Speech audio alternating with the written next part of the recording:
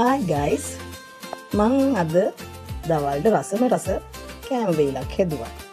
ඉතින් මං හිතුවා ඒක උඹලත් එක්ක ෂෙයා කරගන්න ඕනේ කියලා. මං අද දවල්ට රතු බත් හැදුවා. අපි බදාගමුකෝ දැන් බත් ටිකක්. මම රතු බත් එක්ක කිරි රසට පරිප්පු කරි එකක් හැදුවා. ඉතින් පරිප්පු කිරට හදලා චිකන් කරි එක හැදුවා බොරේට සැරට. චිකන් කරි එක බොරේට හදලා මම තව ඒකට එකතු කරගත්තේ මොනවද දන්නවද? ඒකට මම එකතු කරගත්ත තව පපඩම.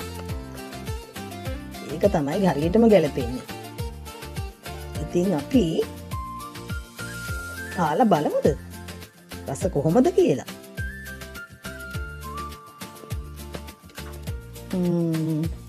බලමුකෝ රස කොහොමද කියලා.